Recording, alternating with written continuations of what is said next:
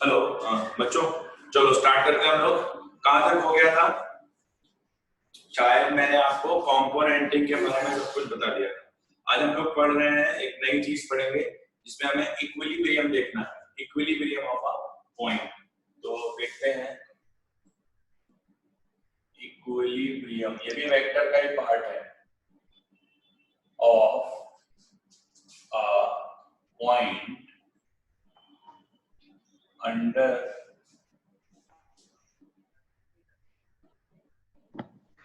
the three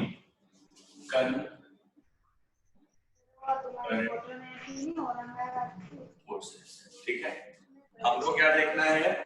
एक point का equilibrium देखना है। इक्विलिब्रियम मतलब कोई पॉइंट है, उस पर तीन कंकरेंट फोर्सेस लग रहे हैं। अब कंकरेंट का मतलब समझ लीजिए। कंकरेंट का मतलब होता है एक पॉइंट जिससे कि तीन फोर्सेस पास हो रहे हो। ठीक है,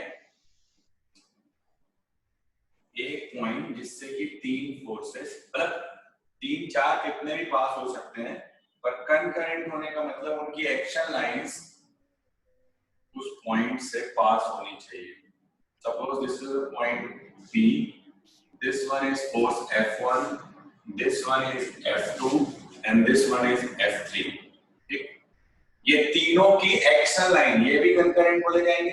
या तो तीनों पॉइंट से बाहर की तरफ निकले हो तब कंकरेंट, या ये कह सकते हैं कि तीनों पॉइंट की तरफ आ रहे हैं,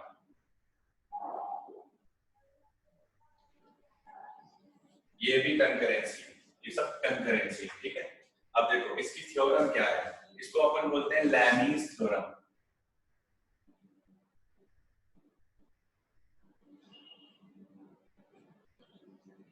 इस थ्योरम का नाम है लैमीज थ्योरम। लैमीज थ्योरम ये कहती है, अगर इनके बीच का, मान लो F1 के सामने का एंगल अल्फा है, F2 के सामने का एंगल बीटा है, और F3 के सामने का एंगल गामा है। F3 के सामने का एंगल बच्चों गामा है। ठीक है, तो लैमी थ्योरम तो ये भी है साथ में कि under the influence of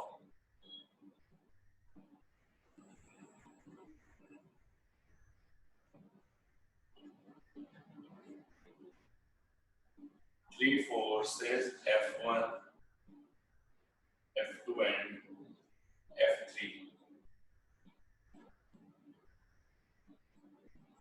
the point P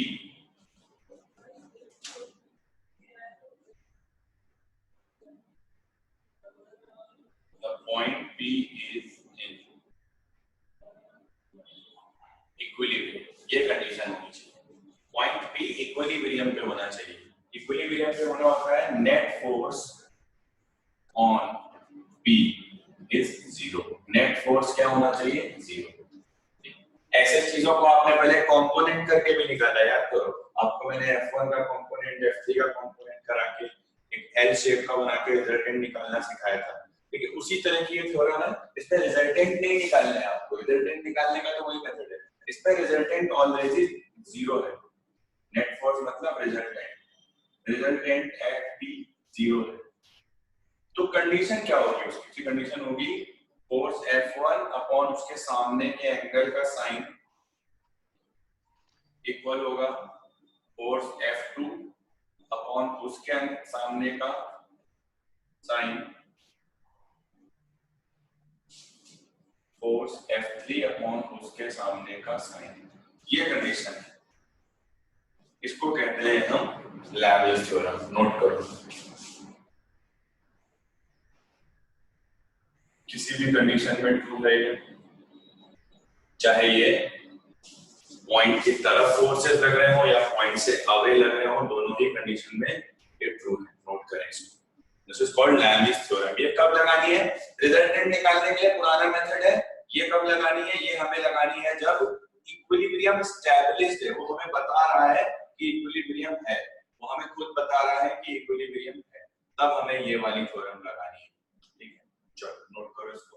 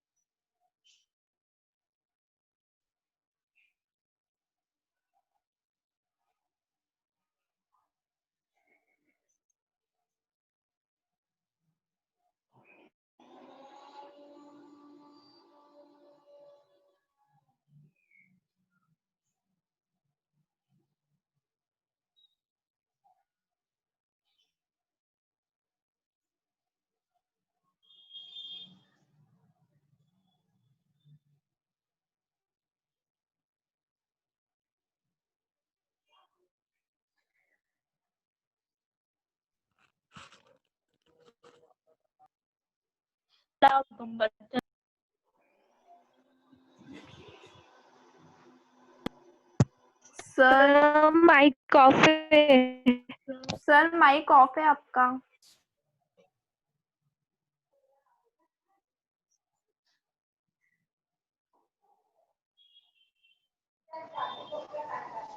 ये देखो बेटा, एक सिनेरियो है जिसमें एक बॉल को, जिसका वेट 10 न्यूटन या 100 न्यूटन है, 10 केजी बोलते हैं उसको, ठीक है।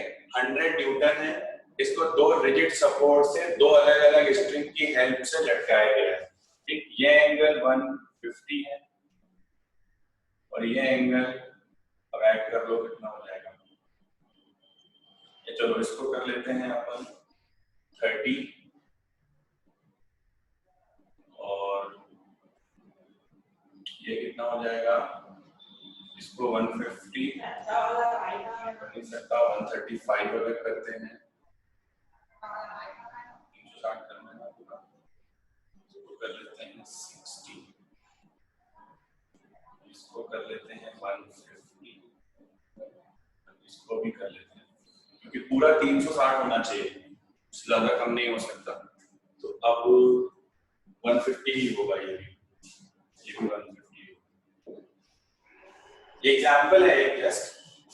अब देखो, इसमें हमें T1 और T2 सॉल्व करने हैं, इसमें हमें क्या करना है, T1 और T2 को सॉल्व करना है। तो क्या वैल्यूज आएंगी देखते हैं ध्यान से। तो क्योंकि उसने बोल दिया है ball is in equilibrium, ball equilibrium में है, तो आपको T1 T2 फाइंड करना है, T1 T2 फाइंड करना। तो अपन इसमें सिंपल कोई कंपोनेंट वगैरह नहीं करेंगे। देखो, क्वेश्चन के शेप से डिसाइड नहीं होता, क्वेश्चन में क्या पूछा है इससे डिसाइड होता है। तो अपन ने लिया T1 अपॉन साइन 60, T1 के सामने क्या है, सॉरी T1 के सामने है 150। देखो, जो फोर्स लेंगे उसके सामने का एंगल लेंगे, तो T1 के सामने का एंगल ये है, तो T1 के सामने है साइन 150, ये इक्वल हो जाएगा T2 के सामने है साइन 150, इसके सामने, और इसके आगे है W की वैल्यू हमको पता है, और उसके सामने का एंगल है साइन 60, ठीक। और W की जो वैल्यू है वो है 100, तो 100 अपॉन साइन 60, साइन 60 की वैल्यू बता देंगे बाद में, √3/2 होती है। अब मान लो हमें T1 निकालना, तो हम इसको उठा लेंगे एक सेट को और इसको उठा लेंगे। देखो, इसमें एक अननोन है, इसमें T1 अननोन है, ये नोन है, इसमें दोनों नोन है, तो कैसे उठाएंगे, एक वो टर्म जिसमें कोई एक अननोन होगा और एक वो वाला टर्म जिसमें दोनों नोन होंगे, ताकि अननोन की वैल्यू है। तो इसको और इसको उठाएंगे तो अपने पास बचेगा T1 अपॉन sin 150, आप लोग sin 150 की वैल्यू तैयार रखो, और ये हो गया sin 60। तो t1 की क्या वैल्यू आ गया 100 इंटू sin 150 अपॉन sin 60। बताओ sin 150 की वैल्यू क्या होगी, बोलो। 1/2 1/2 1/2 और sin 60 की √3/2, 2 से 2 कैंसिल हो गया, आंसर आ गया 100 अपॉन √3। तो ये क्या सॉल्व किया हमने, ये हमने सॉल्व किया t1। ऐसे अगर ये वाले टर्म को ये वाले टर्म से उठा लेंगे, देखो एक टर्म उठाना है जो नोन है, परफेक्टली नोन है, 100 भी नोन, sin 60 भी नोन, और एक टर्म उठाना है जिसमें एक वैल्यू नोन एक वैल्यू अननोन, तो ये नोन ये अननोन, तो उससे अननोन वैल्यू सॉल्व हो जाती है। तो लैग्रेंज थ्योरम से इस तरह से क्वेश्चन सॉल्व किया है। क्या आपको कोई प्रॉब्लम इसमें समझने में? नो सर, क्लियर है। क्लियर है ना? जल्दी से नोट करें।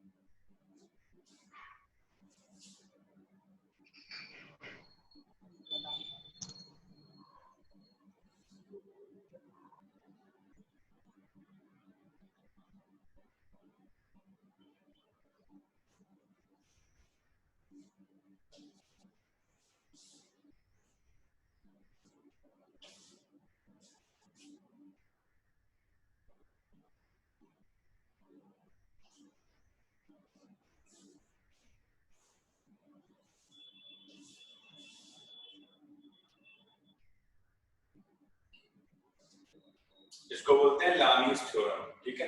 बहुत सारे क्वेश्चन आपको एक वेक्टर की शीट मिल जाएगी आज शाम को, 50 क्वेश्चन है उसमें, और उसमें सारा एप्लीकेशन जितना फिजिक्स में वेक्टर का जहां जहां होता है वो सब चीजें उसमें हैं, ठीक।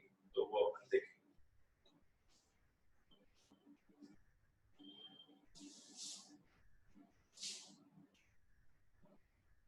तो अपने को ये इक्विलिब्रियम वाला पॉइंट याद रखना है। जैसे सीखा अपन ने, ऐसा ही हमने एक और सीखा था, वो कंपोनेंट करके रिजल्टेंट की वैल्यू निकालने का था, याद करो। अपन उसमें दो कंपोनेंट निकालते थे, फिर 90 डिग्री पे उसका रिजल्टेंट निकालते थे, तो बार-बार पढ़ना है।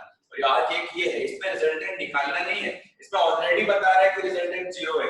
इस पॉइंट पे 3 फोर्स लगे और ये 3 फोर्स 0 होने का मतलब है कि रिजल्टेंट क्या है, 0।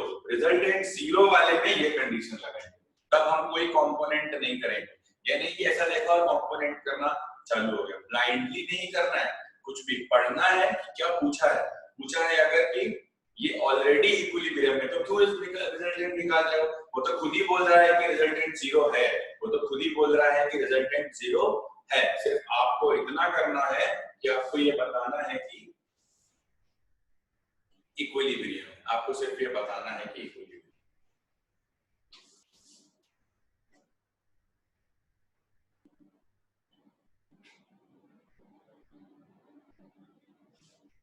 इक्विलिब्रियम की कंडीशन में कोई भी एक फोर्स आप निकाल सकते,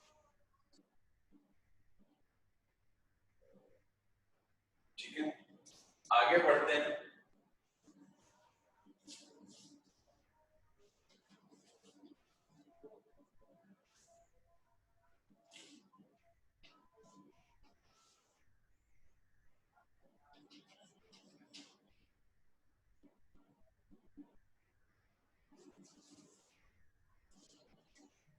एक और चीज पढ़ते हैं। अभी हमने दो वेक्टर का मैग्नीट्यूड दिया था, एंगल दिया था, ए बी और थीटा, तब रिजल्टेंट निकाला। अब finding resultant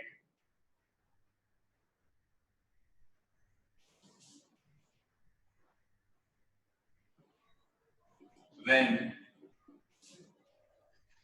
to vectors are given.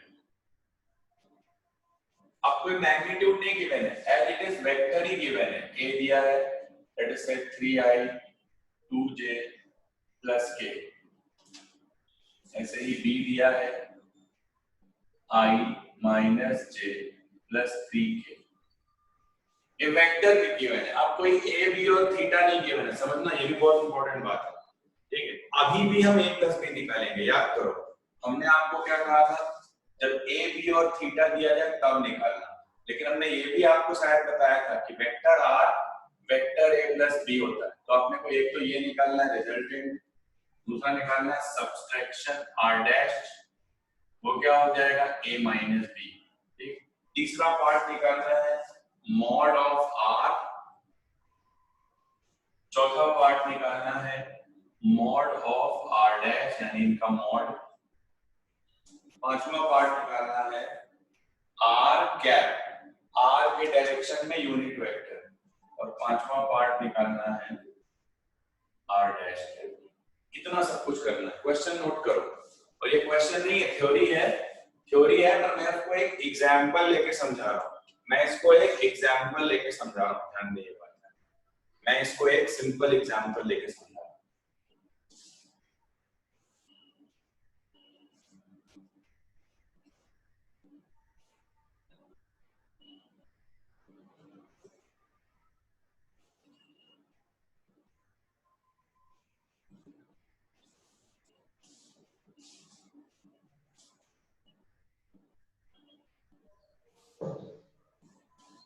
Done sir. Note किया? अब यहां मत तुम निकाल देना a square plus b square plus 2ab cos theta, वो तब करते हैं जब a का मैग्नीट्यूड गिवन हो, यहाँ a वेक्टर गिवन है यानी a एरो वाला गिवन है, b भी एरो, i लेके ले लो आप, तो ये ऐसा दिया, तो यहाँ ये वाली इक्वेशन वैलिड है, तो कभी भी वैलिड थी एरो वाली, बिना एरो वाली वैलिड नहीं होती, तो मैं लाइन वाइज सारे पार्ट सॉल्व कर रहा हूँ। तो पहला पार्ट लेते हैं r equal to a plus b,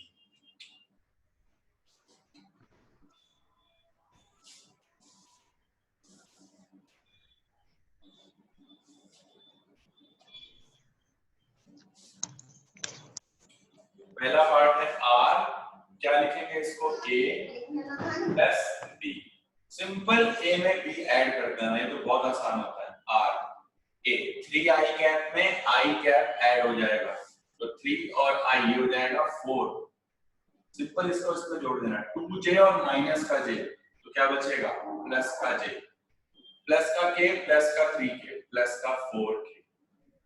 मुझे बताओ कोई प्रॉब्लम आपको यहाँ तक? No sir.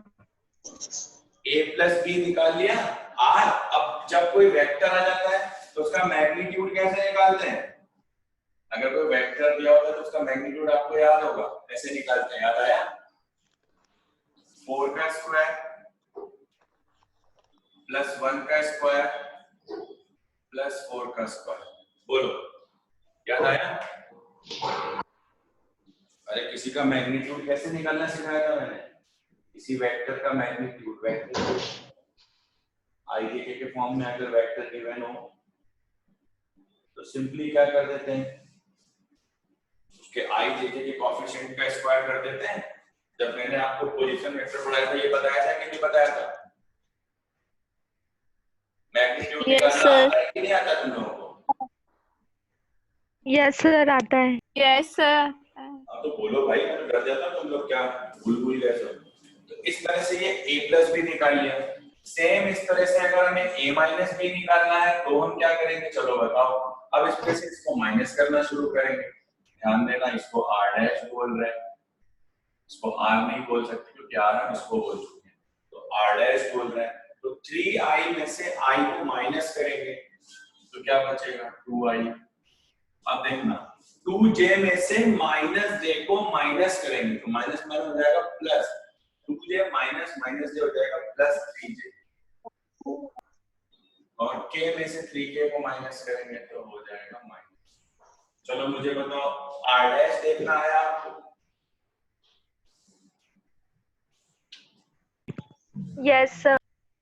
अब इसका मैग्नीट्यूड कैसे निकालेंगे?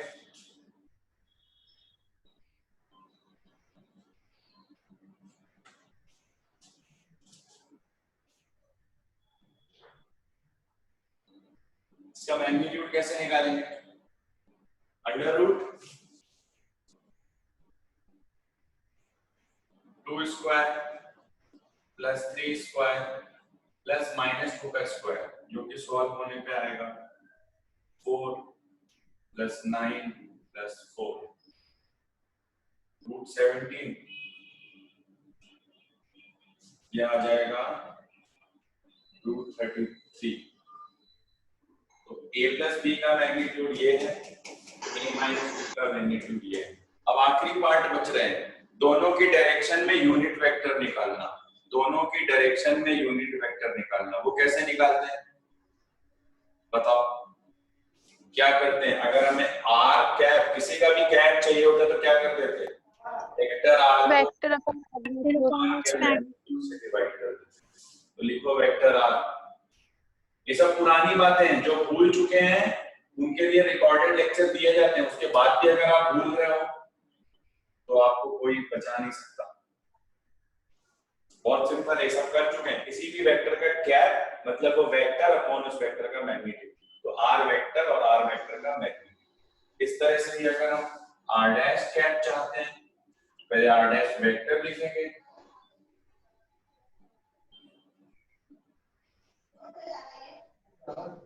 और डिवाइड कर देंगे उसके मैग्नीट्यूड। कितने लोगों को ये पूरा समझ में आया मुझे चैट पे बताएं जल्दी से।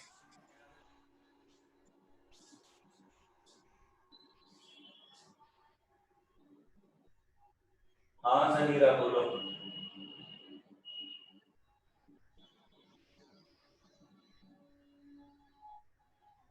जब तक आप पुरानी चीजें करते रहोगे क्लियर होता ही रहेगा, कोई डाउट ही नहीं है।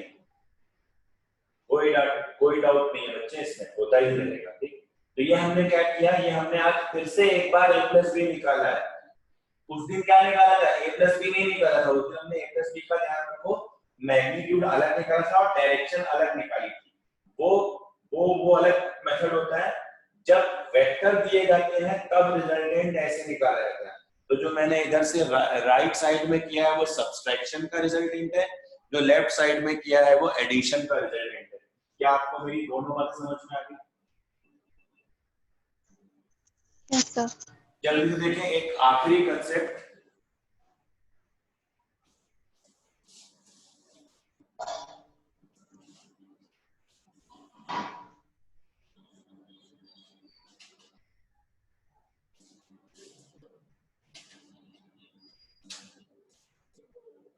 आपको जो शीट मिलेगी उसमें आज तक की क्लास के क्वेश्चन होंगे जो आज तक पढ़ा है।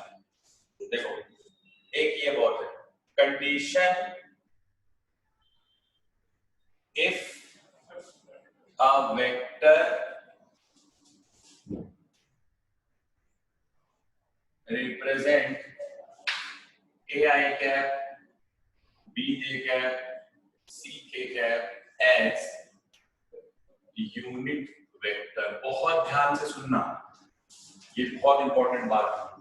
एक उन्होंने वेक्टर दे दिया कोई ये, और कह रहे हैं ये वेक्टर यूनिट वेक्टर है, this is a unit vector. अगर ये वेक्टर यूनिट वेक्टर है तो क्या कंडीशन लगाएंगे सॉल्व करने के लिए? तो कंडीशन क्या है, इसका मैग्नीट्यूड निकालेंगे। किसी वेक्टर का मैग्नीट्यूड कैसे निकाला जाता है? a square plus b square plus c square. और यूनिट वेक्टर है तो उसका मैग्नीट्यूड कितना होगा? जो मैग्नीट्यूड ऑफ यूनिट वेक्टर होता है वो कितना होता है? 1 होता है। उसके इक्वल क्या कर देंगे? 1। तो अगर कोई कहता है ए आई बी जे सी के एक यूनिट वेक्टर है तो कंडीशन हो गई कि उसका मैग्नीट्यूड दोनों साइड का स्क्वायर कर दो, ये कंडीशन हो गई। ठीक, नोट करो इसको, ये बहुत इंपॉर्टेंट थ्योरी है। आई जे के फॉर्म में कोई वेक्टर दे और कहे कि ये यूनिट वेक्टर है तो क्या कंडीशन लगाएंगे अपन? ये। इसको लगाने से हो सकता है ए और बी की वैल्यू पता हो, सी की ना पता हो तो वो आ जाएगी। यानी कोई दो पता होंगी और एक नहीं पता होगी तो वो सॉल्व होके आ जाएगी।